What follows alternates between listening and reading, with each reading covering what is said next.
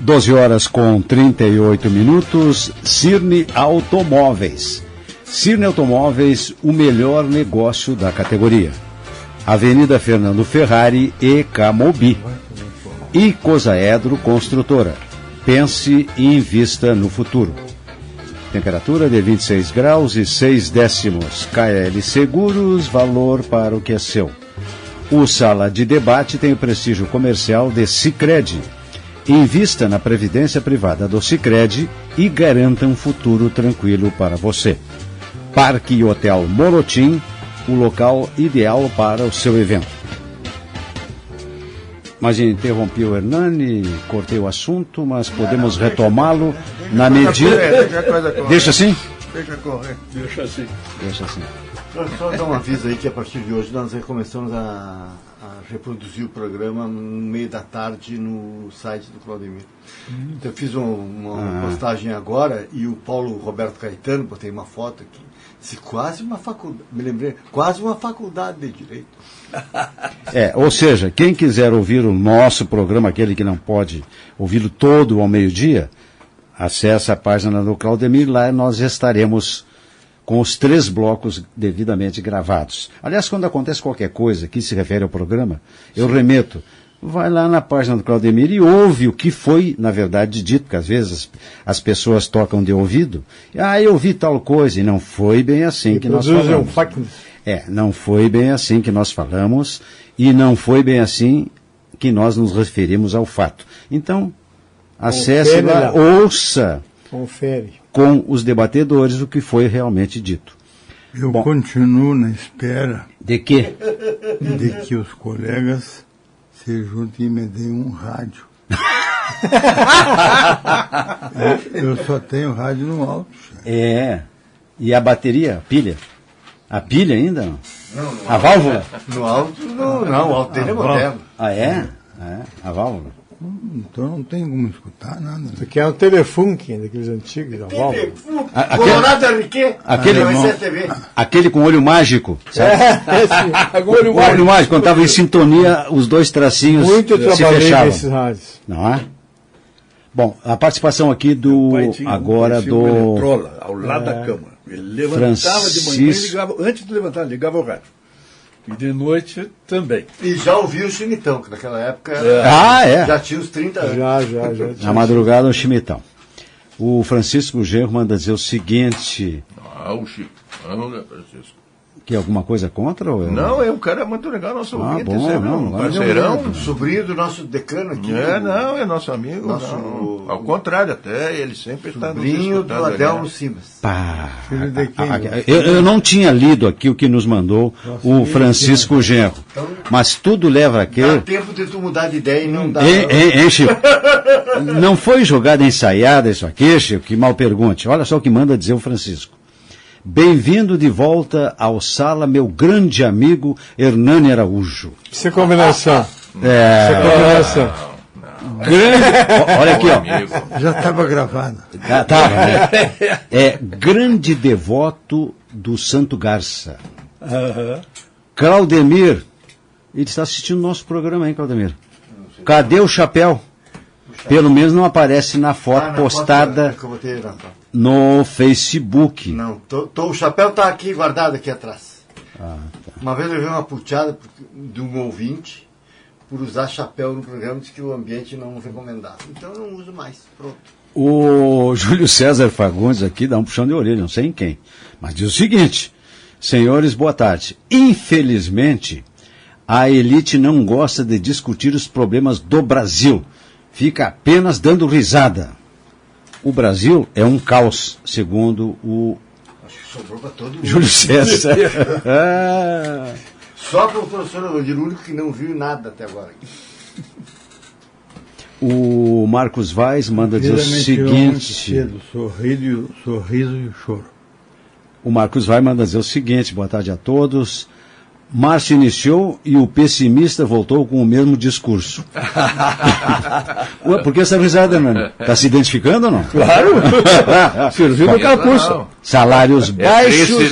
É triste ler a realidade, né? Para alguns fica ruim, fica chato. Prossegue o Marcos Vaz. Salários baixos, desemprego, etc. Já pensou uma empresa privada pagar salários e benefícios de funcionários públicos? Quebra em 3 meses. A desigualdade vai continuar cada vez mais, visto quem não poderia e não deveria ter filhos tem 4, 5 ou mais. Aborda até o aspecto do controle de natalidade aqui, o Marcos Vaz. Urgente controle de natalidade. De fato. O Antônio Wais esteve aqui em Santa Maria, deu uma palestra ali naquele auditório muito bom, aquele do Centenário, deu uma palestra ali.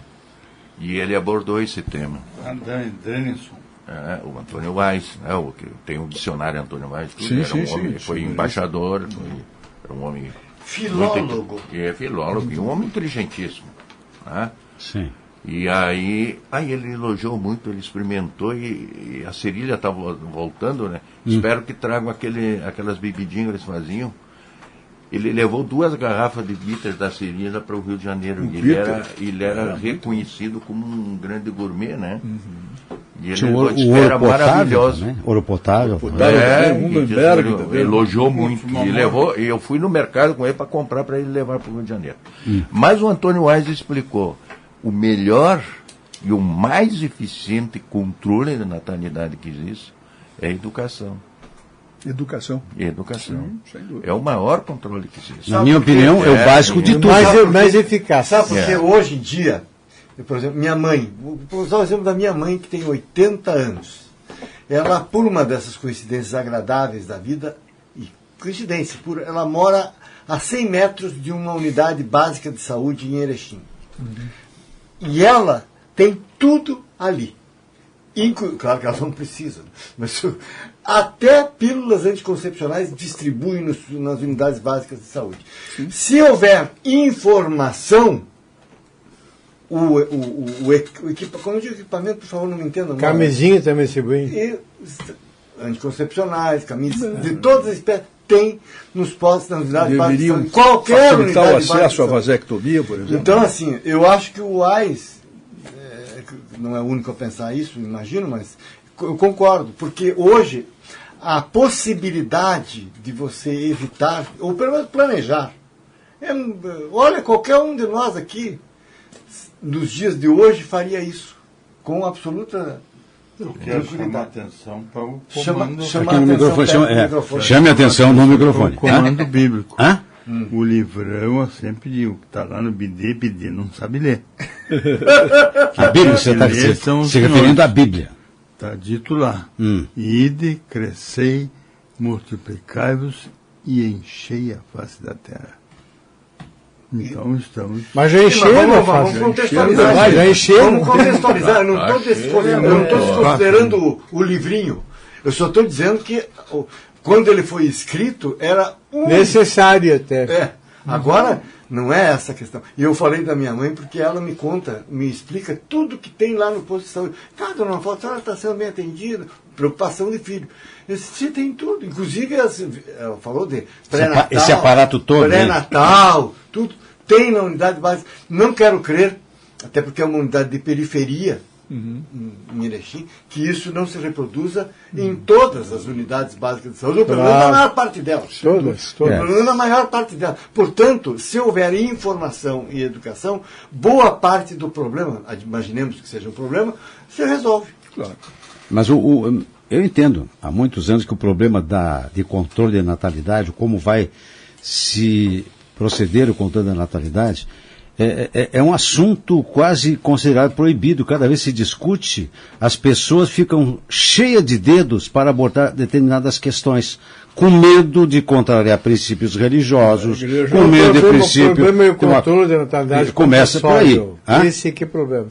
É que alguns governos pretendem, falam sobre o controle da natalidade, mas com política compulsória. E aí não funciona. Nem na China. Nunca. Não funciona. Acabam matando as crianças não funciona. Para poder cumprir a ordem. Não é por aí. Também acho que não é por aí. Não é pela distribuição de camisinha, não é pela distribuição de anticoncepcional, não é por controle de qualquer forma. É conscientização, educação, preparo. Enquanto todos os brasileiros não tiverem educação para compreenderem a necessidade do controle da natalidade, não resolve. Não vamos continuar. Não vai ser com a política da ministra Tamares, por exemplo, com abstinência sexual também. Não resolve. Nem fala. Agora vamos estragar o programa. Não vamos cair. Tamares é a caricatura. Mas veja bem, ó. Mas também tem coisas assim que você fala e às vezes não se tem as informações. Por exemplo, o Rio Grande do Sul, o índice de natalidade aqui é bem baixo hoje. Sim. É igual ao da Europa Central. Né? Inclusive, você, por exemplo... menos de um filho por casal. Mas o Norte e o Nordeste, né? Lá mas é onde a região tem o maior número de pobreza. Né? E muitos problemas assim. Olha, a água entrou no lugar. Veja o caso esse. Inclusive, um gole de água, a perspectiva era para ter um número maior de população. Né? Era para ter um número maior de população e está tendo aquém do que se pensava lá na década de 70. Teve uma região do país que houve forçado um controle. Né? Houve um controle forçado que as pessoas não sabiam, iam para o hospital para alguma coisa e já faziam lá. Isso é terrível.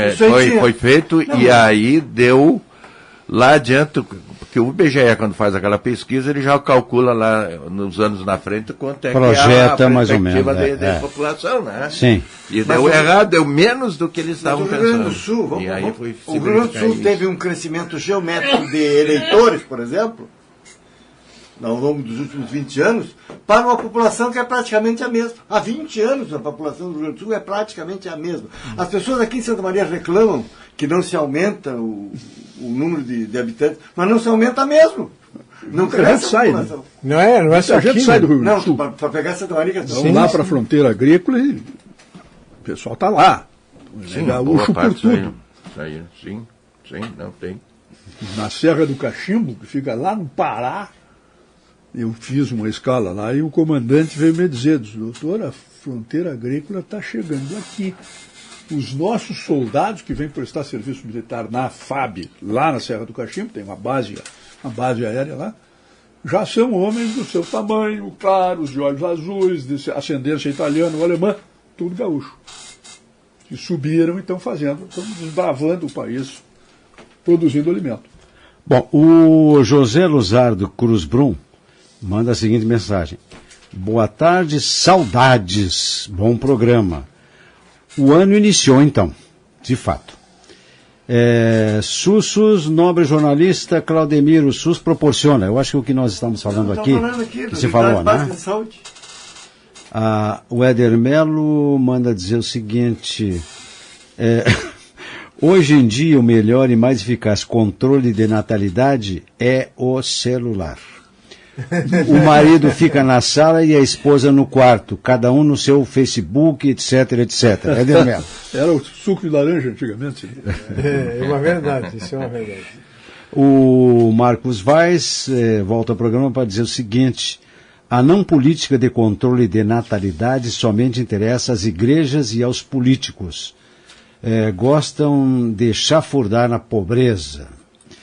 A Ilse Melo manda dizer o seguinte... secretária municipal de saúde e coordenadora regional de saúde. Perfeito, bem complementado. Existe muita diferença entre controle de natalidade e planejamento familiar. Sem dúvida isso. Absolutamente, não há dúvida quanto a isso.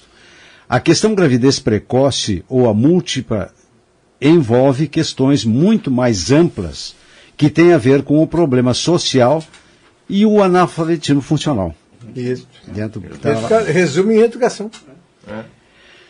Com certeza, se ampliarem as estratégias de saúde da família, teremos resultados muito significativos na prevenção de várias enfermidades. Por que ela está falando isso? Porque a estratégia de saúde da família nada mais é do que a visita domiciliar que é feita não por médicos necessariamente, mas por assistentes sociais, agentes comunitários de saúde, que dão um auxílio. Isso também esclarece a população. Também existe lá bem nas pessoas. Não vou na casa da minha mãe, porque lá o pessoal Mas esse também é educação. Mas também, claro, o guarda-chuva é a educação. Perfeito. Mas notem que essas preocupações de vossas excelências diz respeito aos menos favorecidos. A natalidade no granfinismo, aí na classe de vocês, lá de cima, tem outro caráter, porque seio não é mais para amamentação, é para enfeite. Então não querem, e mais não sei o que, mais isso, deformação do alcatre, porque a picanha, porque é uma homenagem à vaidade. E não esqueçam que a função da mulher na natureza não é para ser enfeite, é para garantir a perpetuação da espécie. Tá vendo? Eu sou um ignorante nessas coisas, né? Mas... Então diz para uma mulher hoje que a função dela é a perpetuação da espécie. Não, mas isso de dizer para a mulher e fazer isso... Não precisa sair de casa. Diz para a tua mulher de casa, isso. Hoje está um absurdo. Agora tu imagina... Nós estamos chegando nas cidades grandes como aquela história dos Estados Unidos. O pessoal, em vez de ter filho, tem cachorro. Não, mas tem demais aí que é uma demonstração da renegação com a espécie humana, que não se domestica. Então, está acontecendo uma alteração de valores morais usando os animais para isso. Então, agora, vejam bem, vamos atender ao comando da natureza. E não esqueçam, isso já tem comprovado no Nordeste, que à medida em que aumenta a reprodução, a natureza mata um pouco deles. Como os passarinhos. O passarinho empurra um dos filhotes para fora do ninho. Sim, vaca com parigênios geralmente relega um. Tu tem que criar guacho, porque aquele não se cria. Então... Aliás, eu estou com uma Devon que está criando os dois. Engraçado que separado. Mas é Devon, né? É Devon. Ela deu gêmeos, largou um terneiro num lugar, o outro no outro, então ela vai lá, amamenta um, amamenta o outro e tal. É raríssimo. Geralmente ela cuida de um só, a ovelha também.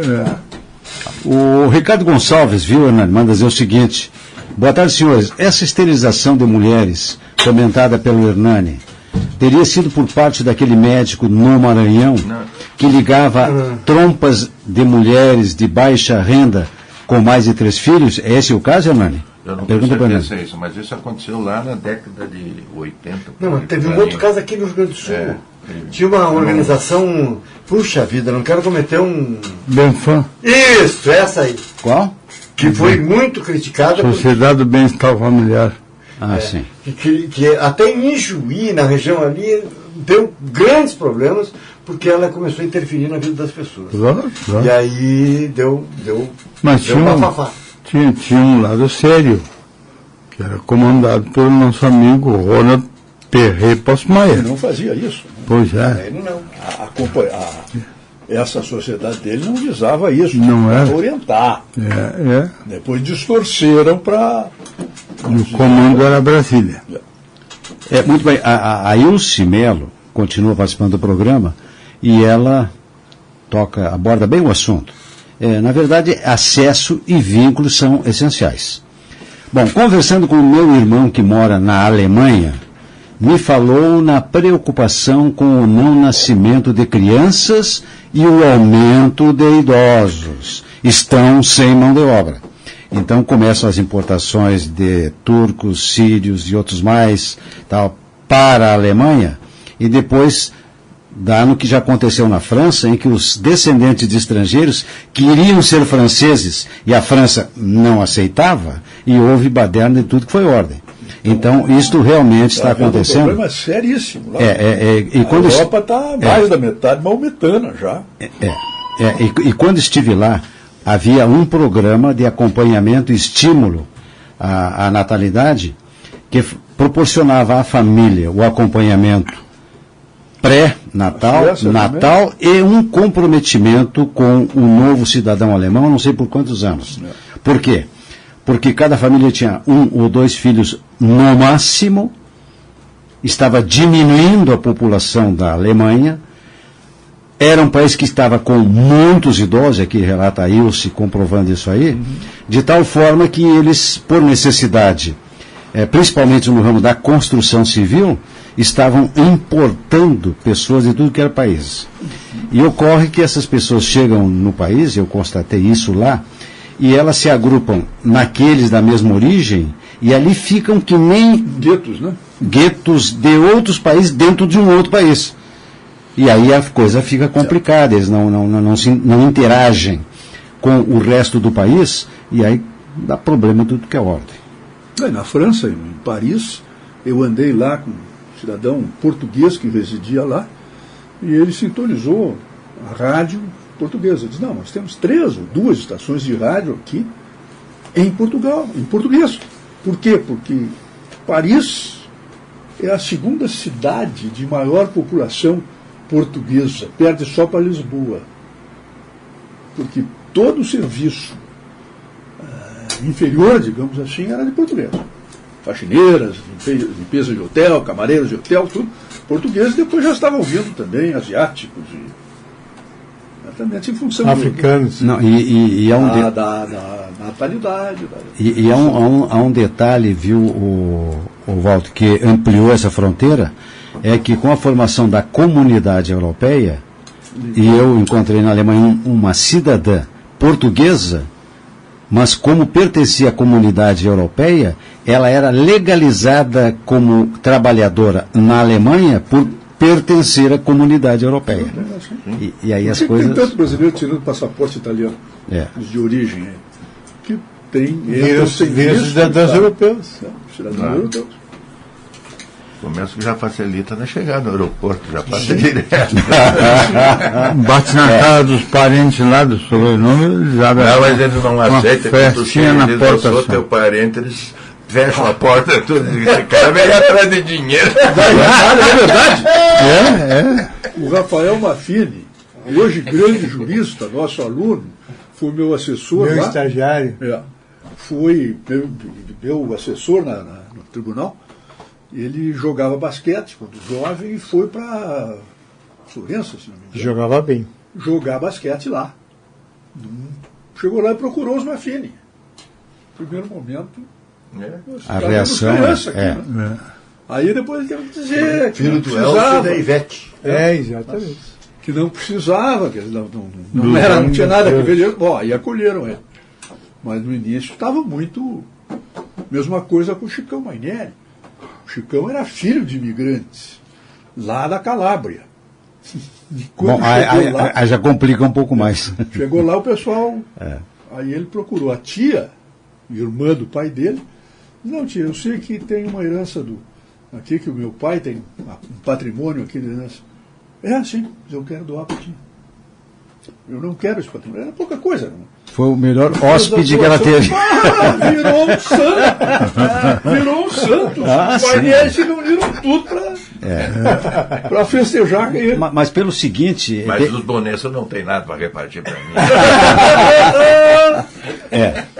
E os bisões também não. Eu estive lá e não havia herança nenhuma, até porque...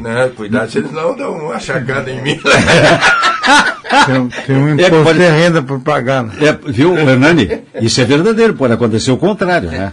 Saber que essas origens eram pessoas simples, humildes, ferreiros, serralheiros, que é o meu caso, então não havia nada a repartir. Nós estivemos lá, né, debaixo. A gente descobre que o Hernani está muito bem aqui.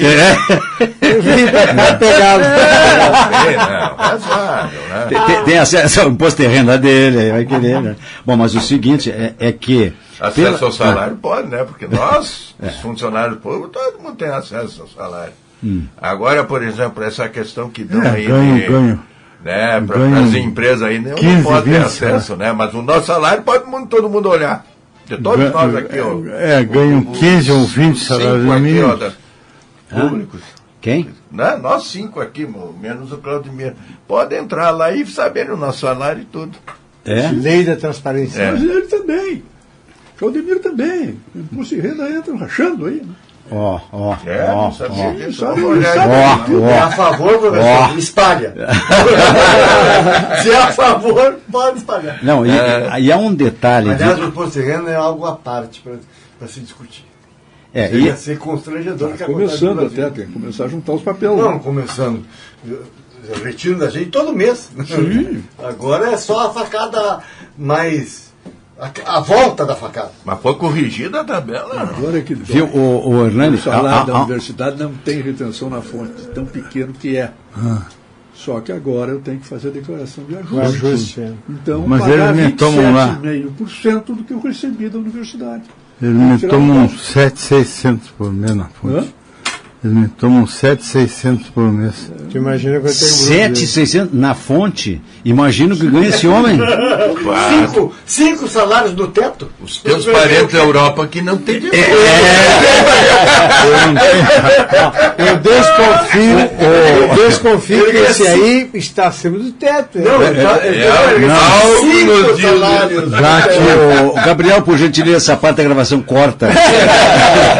Porque pode algum parente bater aqui atrás do Elvandir, ouvir o programa, eu quero o meu dividendo. Bom, mas há um detalhe com relação a esta aceitação, pelo menos na Itália, eu percebi isso aí, é porque, pela lei, até a terceira geração do oriúndio, ou daqueles que veio de lá, tem direito à herança, que era é o meu caso. É o meu também. É o meu caso, só da terceira geração. Então, havia esse... Dá uma pesquisada. Mas há outros aspectos também pela não aceitação. É claro que depois que eles nos conhecem, nos recebem, sem problema nenhum, quando sabem das nossas intenções, ninguém está lá em busca do tesouro perdido, nem coisa parecida, né? Nem de herança, aí eles aceitam bem. Mas há outros aspectos também religiosos. Era o Nordeste italiano. E há um sentimento também que eu percebi lá, era o seguinte: não, essa gente nos deixou, os que vieram, os que saíram da Itália para vários países, Estados Unidos, Argentina e Brasil, nos abandonaram quando nós estávamos na penúria. Então que se lixe, não queremos saber deles. Também há esse aspecto no que tange a aceitação. Mas esse papo deles aí é um papo meio fake news, porque o seguinte, se não tivesse saído, e aí que tá, o europeu gosta muito de falar essas coisas contra o imigrante, mas ele foi para o mundo inteiro e tomou parte dos árabes que estão ali, eles foram lá incomodar os árabes lá, você lembra? Com as cruzadas, com tudo, foram lá incomodar os árabes, agora eles estão dando tudo. Não são os árabes, os africanos, asiáticos, e tudo, quer dizer, a China, inclusive.